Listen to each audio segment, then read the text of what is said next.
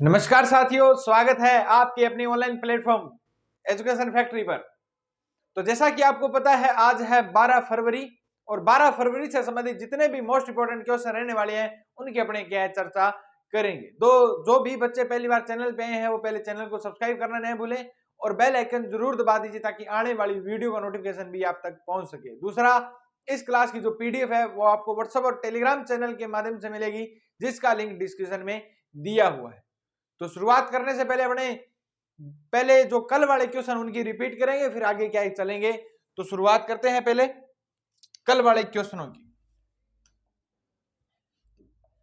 तो कल वाले क्वेश्चनों की हमने बात करें तो पहला क्वेश्चन था कि मरु महोत्सव 2025 में मरुसरी का खिताब किसने जीता है। तो मरुसरी का खिताब किसने जीता है? धीरज पुरोहित ने जीता है। किसने जीता है? धीरज पुरोहित ने जीता है। नेक्स्ट अपने बात करें तो राजस्थान के किन 3 जिलों में सीएम पुनर्वास केंद्र खोले जाएंगे? याद रखना, दौसा, अजमेर और टोंक जिले में क्या खोले जाएंगे? पुनर्वास केंद्र खोले जाएंगे। नेक्स्ट अपने याद रखना कि हाल ही में राजस्थान के किस जिले में अक्खेपुरा गांव में खुदाई के दौरान 14वीं शताब्दी की नायक नायिका की संयुक्त मूर्ति मिली है? तो भीलवाड़ा जिले में मिली है। अक्खेपुरा कहां पर है? भीलवाड़ा जिले में है। और शाहपुरा में भी क्या है कि शाहपुरा के रामपुरा गांव में भी क्या मिली है? पार्श्वनाथ जी की क्या मिली है? मूर्ति मिली है। नेक्स्ट याद रखना कि 24वें कला मेले का आयोजन राजस्थान में कहां पर किया जाएगा? तो जवाहर कला केंद्र जयपुर में इसका क्या किया जाएगा? आयोजन किया जाएगा। नेक्स्ट याद रखना कि हाल ही में कृषि शिक्षा में उत्कृष्ट कार्य के लिए लाइफ टाइम अचीवमेंट अवार्ड किसे मिला है? तो डॉक्टर अरुण कुमार को मिला है, जो SKRAU के क्या है? VC है, कुल गुरु या है कुलपति है भी। ठीक है। नेक्स्ट अपने बात करें नेक्स्ट क्वेश्चन की। तो नेक्स्ट क्वेश्चन रहेगा कि राजस्थान पशु चिकित्सालय और पशु विज्ञान विश्वविद्यालय जोबनेर के प्रथम कुलपति कौन है? तो प्रोफेसर त्रिभुवन शर्मा क्या रहे? प्रथम कुलपति रहे हैं। उनको प्रथम कुलपति क्या है? बनाया गया है। नेक्स्ट याद रखना कि देश का पहला मेडिकल कॉलेज कौन सा है जिन्हें कैंसर का टीका बनाने की क्या मिली है? अनुमति मिली है। तो याद रखना, महात्मा गांधी मेडिकल कॉलेज जयपुर क्या है कि पहला मेडिकल कॉलेज है जिसे कैंसर का टीका बनाने की क्या मिल चुकी है? अनुमति मिल चुकी है।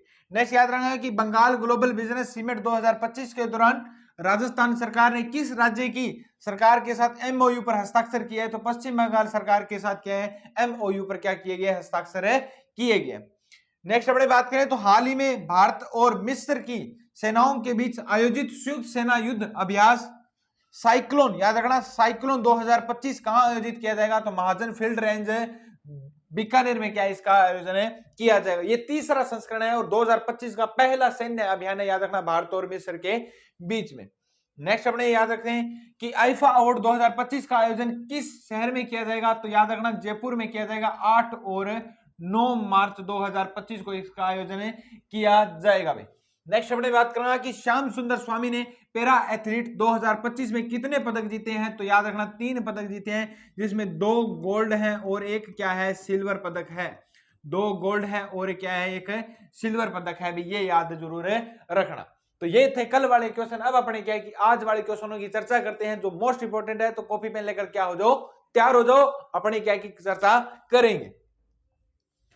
तो बात करते हैं, आज का पहला क्वेश्चन है, मोस्ट इंपोर्टेंट है कि वर्ष 2025 की पहली राष्ट्रीय लोक अदालत का आयोजन कब किया जाएगा? तो याद रखना, पहली लोक अदालत का जो आयोजन है वो कब किया जाएगा? 8 मार्च को किया जाएगा। याद रखना कि राष्ट्रीय लोक अदालत का आयोजन कब किया जाएगा? तो आयोजन लिख लो इसका, 8 मार्च को किया जाएगा। कब किया जाएगा? 8 मार्च को। 8 मार्च को इधर तो क्या होगा? राष्ट्रीय लोक अदालत होगी और उधर क्या होगा? आईफा होगा।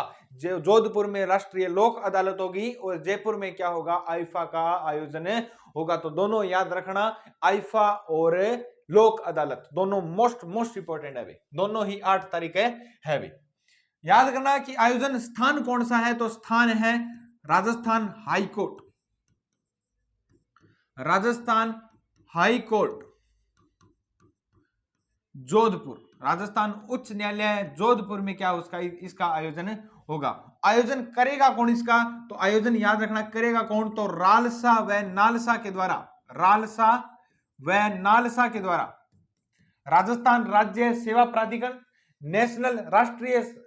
नेशनल सेवा प्राधिकरण क्या है कि नेशनल राष्ट्रीय नालसा और रालसा के द्वारा क्या किया जाएगा? इसका आयोजन किया जाएगा। नालसा व रालसा के द्वारा आयोजन किया जाएगा।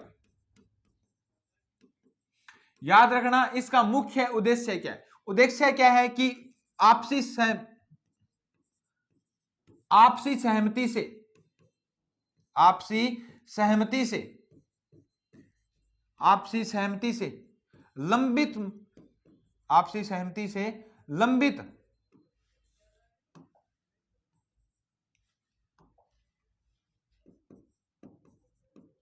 आपसी सहमति से लंबित मामलों में आपसी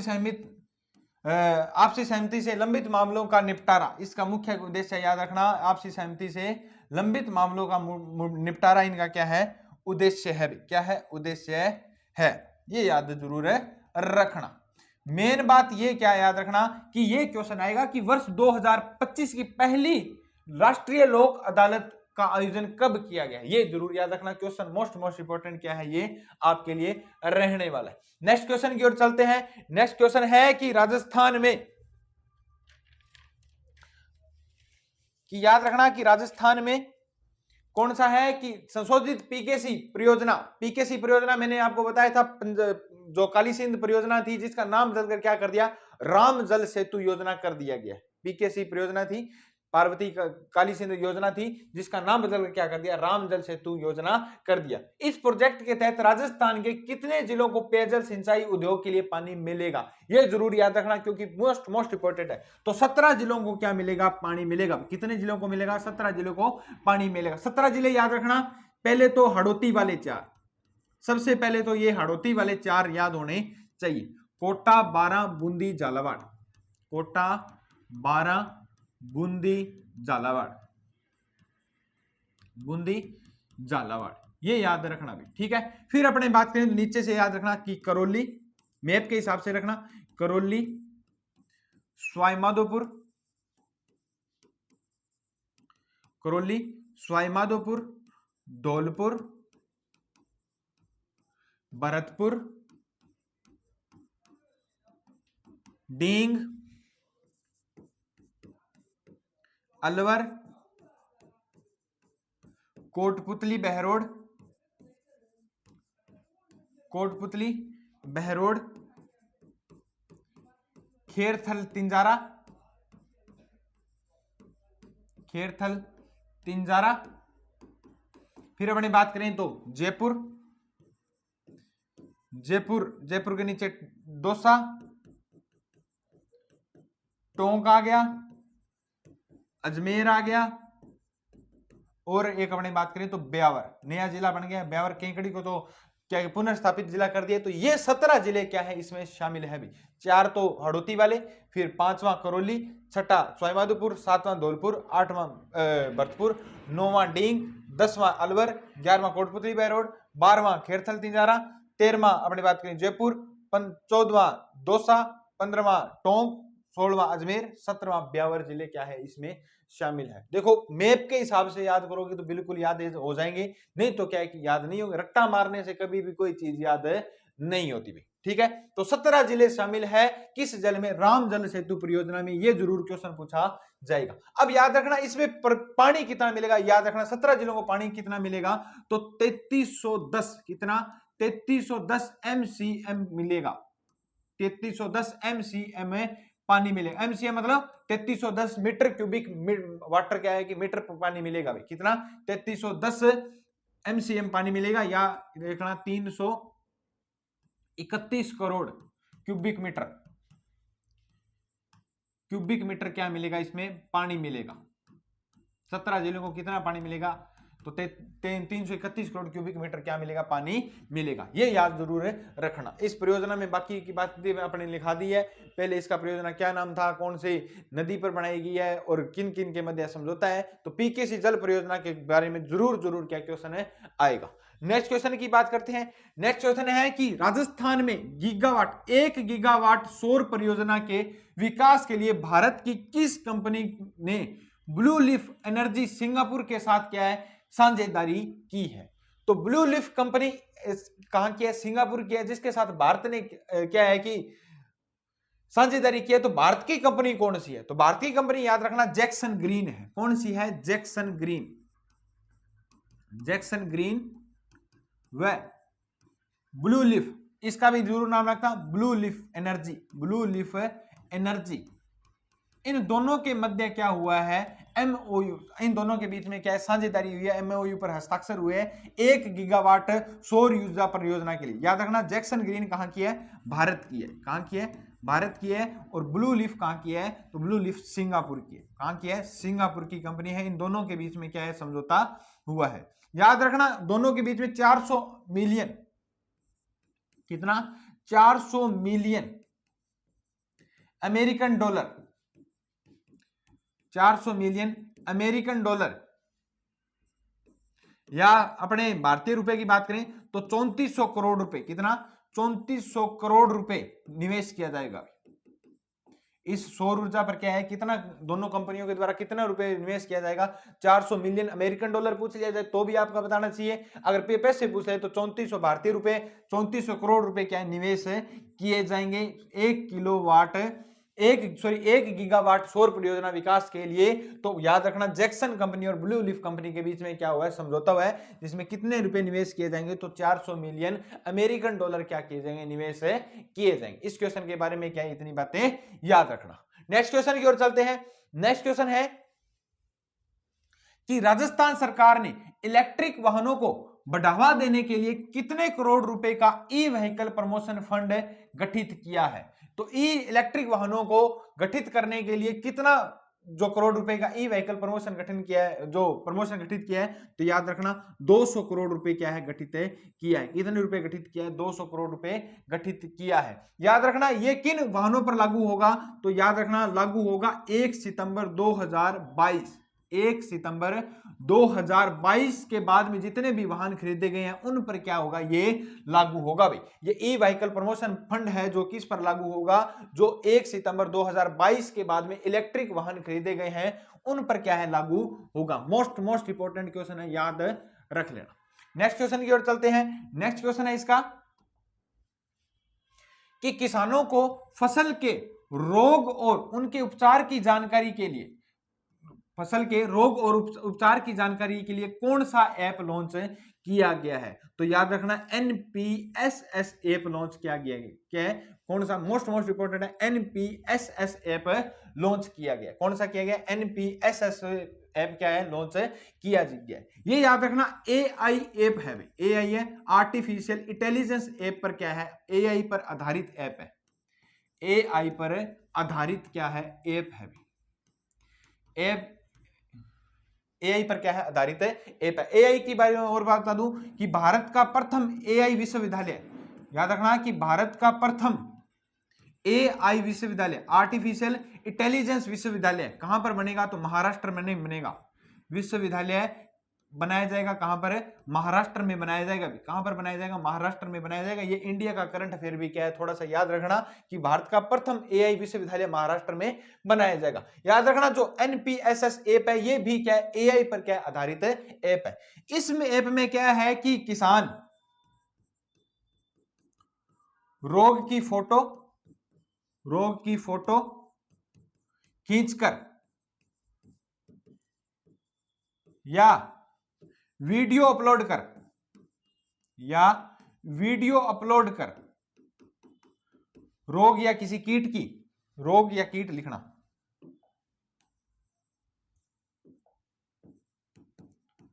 रोग या कीट की फोटो खींचकर या वीडियो अपलोड कर उसके उपचार व अन्य जानकारी प्राप्त कर सकता है। अन्य जानकारी क्या कर सकता है, प्राप्त कर सकता है। मोस्ट इंपॉर्टेंट बात है। क्यों, किसानों के लिए इसमें फायदा है। फायदा इसलिए क्योंकि आजकल क्या होते हैं कि जो अपने गांव में दुकानें वगैरह होती है या बाजार में कोई दुकानें वगैरह, क्योंकि बीएससी एग्रीकल्चर, सीधी सी बात है 4 साल बीएससी कर ली और कोई काम नहीं होता, पढ़ाई लिखाई नहीं होती, तो दुकानें खोलकर बैठ जाते हैं, सीधी सी बात है ये। अब पता नहीं होता कि ये रोग कौन सा है और इसके लिए कौन सी दवाई चाहिए, सही दवाई नहीं मिल पाती। सीधी सी बात है, अगर आपको क्या है कि बुखार है तो बुखार की दवाई नहीं मिलेगी और वो पेट दर्द करने वाली दवाई देता है या पेट दर्द सही होने वाली दवाई देता है, तो उससे बुखार सही नहीं होगी। तो सीधी सी बात है कि अगर सही दवाई नहीं मिल पाती तो रोग भी सही नहीं होगा। अब किसानों के लिए फायदा कि ये ऐप बना दिया गया है, आपको कोई भी रोग लग रहा है, भी कोई भी फसल में रोग लग रहा है, उसकी फोटो अपलोड करो, वो 5 मिनट में आपको बता देगा कि इसके लिए कौन सा उपचार चाहिए, ये रोग किसके कारण हुआ है, इसके लिए आपको देसी इलाज क्या है, अगर बायोपेस्टिसाइड चाहिए वो भी बता देगा। तो वो ऐप कौन सा है, NPSS ऐप है। किसानों के लिए दी बेस्ट है, जो किसान पढ़े लिखे हैं उनके लिए दी बेस्ट है। अभी जो फोन एंड्रॉइड का इस्तेमाल करते हैं उनके लिए दी बेस्ट है, क्योंकि एक तो क्या है कि जाते ही आप दुकान पर कहोगे हमारे को ये दवाई दे भाई, ठीक है, तो वो दे देगा, अन्यथा उसको भी कुछ नहीं पता होता। और साथ में किसान को भी क्या कि रोग के बारे में क्या पता होगा, सीधी सी बात है, रोग के बारे में डॉक्टर को ही पता होगा। तो सीधी सी बात यही है कि अब किसानों के लिए क्या फायदा है, और ये कौन सा ऐप है, NPSS ऐप है, जो AI पर क्या है आधारित है ऐप है। ये क्या है, थोड़ी सी याद रखना कि भारत का प्रथम AI विश्वविद्यालय कहां पर बनाया जाएगा, महाराष्ट्र में बनाया जाएगा। नेक्स्ट क्वेश्चन की ओर चलते हैं। नेक्स्ट क्वेश्चन है कि सेकंड राष्ट्रीय सब जूनियर व सीनियर लैक्रोज प्रतियोगिता कहां पर आयोजित की गई, तो याद रखना उदयपुर में इसका आयोजन किया गया। लैक्रोज प्रतियोगिता का क्या है, इसमें जो आयोजन है कहां पर किया गया है, उदयपुर में किया गया। याद रखना सीनियर लैक्रोज जो प्रतियोगिता है इसमें महिला व पुरुष में, इसमें महिला व पुरुष टीम विजेता रही है, विजेता रही है। राजस्थान की जो महिला व पुरुष लैक्रोज टीम है वो सीनियर में तो क्या रही है, विजेता रही है, लेकिन सब जूनियर में महिला व पुरुष टीम, सब जूनियर में महिला व पुरुष टीम, महिला व पुरुष टीम उपविजेता रही है। क्या रही है, उपविजेता रही है। ये क्या है, मुख्य बात याद रखना, आज के लिए मोस्ट इंपॉर्टेंट क्वेश्चन है सभी है। तो ये थे आज के अपने मोस्ट इंपॉर्टेंट क्वेश्चन जिसकी अपने चर्चा कर ली है। अगर वीडियो पसंद आए तो ज्यादा से ज्यादा वीडियो को शेयर कर दीजिए, लाइक कर दीजिए। अब अपने बात करते हैं सुजस बुलेटिन की। तो सुजस बुलेटिन की अपने बात करें तो पंडित दीनदयाल उपाध्याय की क्या थी, 57वीं क्या थी, पुण्यतिथि थी। ये देखो कि राजस्थान सरकार ने इलेक्ट्रिक वाहनों को के लिए 200 करोड़ रुपए क्या है सब्सिडी देगी। कितने रुपए सब्सिडी देगी, 200 करोड़ रुपए सब्सिडी देगी। याद रखना कि 1 सितंबर 2022 से खरीदे गए वाहनों को पंजीकृत किए गए उन्हीं वाहनों को क्या मिलेगी, सब्सिडी मिलेगी भी। याद रखना 1 सितंबर 2022 के बाद में क्या लागू होगी, जो भी वाहन खरीदे गए उन पर क्या ये लागू होगी। ये तो हरिभाऊ उपाध्याय क्या की अपने महाकुंभ के स्नान में गए थे, ये याद रखना।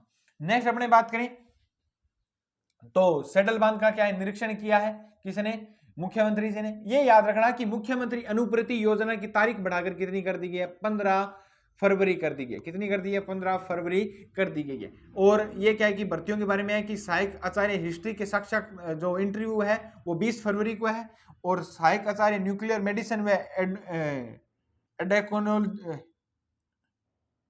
एंडोक्रिनोलॉजी भर्ती क्या है, इसके बारे में क्या बताया गया, इसके आवेदन स्टार्ट हो चुके हैं, 12 फरवरी से 31 फरवरी रहेंगे। चिकित्सा विभाग या शिक्षा विभाग की ये क्या है, भर्ती है। ये अपने बात करें तो जैसलमेर मरु महोत्सव की अपने पूरी की पूरी बात क्या है, कर ली है। नेक्स्ट अपने बात करते हैं, कल आपसे क्वेश्चन पूछा गया था कि देवस्थान विभाग के मंदिरों में भोग राग है भाई, भोग राग है। क्वेश्चन को ध्यान से पढ़ो कि भोग राग मानदेय को बढ़ाकर कितने रुपए प्रति माह कर दिया गया है। मैंने अंशकालीन पुजारियों का कहा था कि 7500 रुपए कर दिया गया, लेकिन बाद में सुजस बुलेटिन लिखाई थी उसमें मैंने बताया था कि भोग राग, जैसे अपने मंदिर में कोई भी ड्रेस चाहिए, घी चाहिए, जो तेल चाहिए, धूप चाहिए, कोई भी चाहिए, सजावटी काम चाहिए, कोई भी अगर कोई पुजारी है, सॉरी कोई भी अगर यात्री आता है तो उसकी सुविधा के लिए लाइट, बिजली, पानी, उनकी सुविधा के लिए एक फंड होता है जिसका नाम क्या होता है, भोग राग फंड। और उसमें जो क्या है कि उसको राशि को बढ़ाकर कितना कर दिया है महीना, तो 3000 रुपए क्या कर दिए प्रति माह है कर दिए गए हैं। क्वेश्चन को ध्यान से पढ़ा करो, क्वेश्चन ऐसे ही आते हैं, पता सब कुछ होता है लेकिन भाई वही बात है ना, क्वेश्चन ढंग से नहीं पढ़ पाते। अब आपको भोगराग के बारे में भी पता था और अंशकालीन पुजारियों दोनों के बारे में पता था, तो मैंने ऑप्शन दोनों ही दे दिए, 3000 और 7500 दोनों ही दे दिए। तो आपने क्या है कि 7500 बताया, तो जो आपका क्या था, गलत था। तो आंसर सही क्या होगा, 3000 रुपए इसका आंसर सही होगा। आज के लिए आपका क्वेश्चन रहेगा कि भारत और मिस्र सेनाओं के बीच आयोजित संयुक्त सैन्य युद्ध अभ्यास का नाम क्या है। ये आपके लिए क्या रहेगा, आज का मोस्ट क्या रहेगा, इंपॉर्टेंट क्वेश्चन है रहेगा, जो आने वाले एग्जामों में जरूर क्या है पूछा जाएगा, बिल्कुल डिट्टो का डिट्टो ही पूछा जाएगा। तो ये थी अपनी आज मोस्ट इंपॉर्टेंट क्लास, जो आपको अगर अच्छी लगी तो ज्यादा से ज्यादा वीडियो को शेयर कर दीजिए, लाइक करना ना भूलें। मिलते हैं नेक्स्ट वीडियो में, नेक्स्ट क्लास में। जय हिंद, जय भारत।